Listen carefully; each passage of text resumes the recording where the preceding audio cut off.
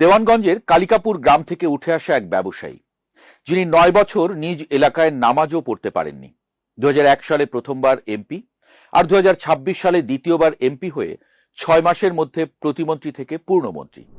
তার নাম এম রশিদুজ্জামান মিল্লাত। তার এই প্রমোশন কি শুধুই রদবদল, নাকি প্রধানমন্ত্রী তারেক রহমানের সরাসরি আস্থার প্রমাণ? জন্ম 14 জানুয়ারি 1961, জামালপুরের দেওয়ানগঞ্জে। পেশায় ব্যবসায়ী, সৌরভ গ্রুপ অব কোম্পানিজের চেয়ারম্যান। পড়াশোনা ব্যবসায় প্রশাসনে স্নাতক, উত্তরা ইউনিভার্সিটি থেকে ইসলামিক স্টাডিজে স্নাতকোত্তর। মিল্লাতের রাজনৈতিক ক্যারিয়ার বহু বছরের। রাজনৈতিক গুরু বিএনপির মহাসচিব আব্দুস সালাম তালুকদার। প্রথমে বিএনপির সাংস্কৃতিক সংগঠন জাসাসের কেন্দ্রীয় কমিটিতে ছিলেন। 1991 সালে মূল দলে আসেন।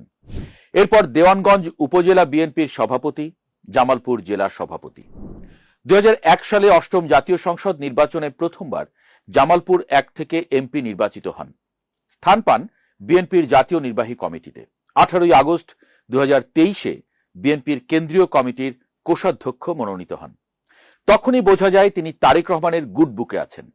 2026 সালের 13শ জাতীয় সংসদ নির্বাচনে তিনি ধানের শীষ প্রতীক নিয়ে বিপুল ভোটে জেতেন।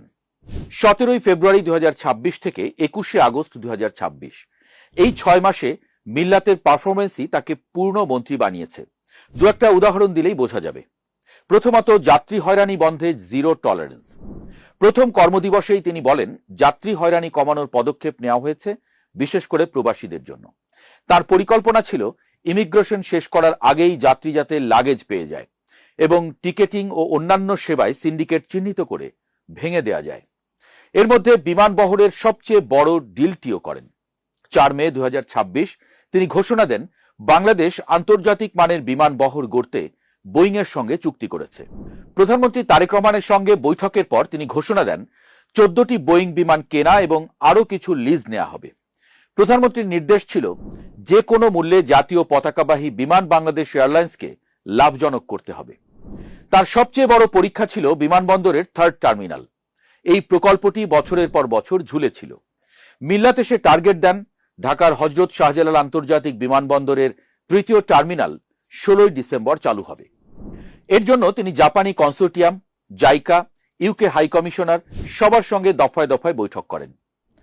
সর্বশেষ 30 জুলাই 2026 তিনি জানান, হজের বিমান টিকেটের মূল্য 25,000 টাকা কমিয়ে 1,30,000 টাকায় নির্ধারণ করা হয়েছে। একই সাথে দেশের অব্যবহৃত বিমানবন্দরগুলো মেরামত করে অভ্যন্তরীণ রুটে চালু করার ঘোষণাও দেন। এই পারফরমেন্সের পরেই আসে বড় খবর, দেওয়ানগঞ্জের রাজনীতি থেকে পূর্ণমন্ত্রিত্ব। দেওয়ানগঞ্জ বা জামালপুরের মানুষ এই খবরে আনন্দিত। তবে রশিদুজ্জামান মিল্লাতের জন্য এটা বিশাল এক দায়িত্ব, বিরাট চ্যালেঞ্জ। এখন পর্যন্ত তিনি যত ঘোষণা দিয়েছেন সবই প্রতিশ্রুতি। এখন সেগুলো বাস্তবায়নের পালা। প্যাসেঞ্জার ফার্স্ট যে নীতি মিল্লাত প্রথম কর্মদিবসেই ঘোষণা করেছিলেন, তা এখনো বাস্তবায়িত হয়নি। 3rd টার্মিনাল চালু করতে আর মাত্র 4 মাস বাকি।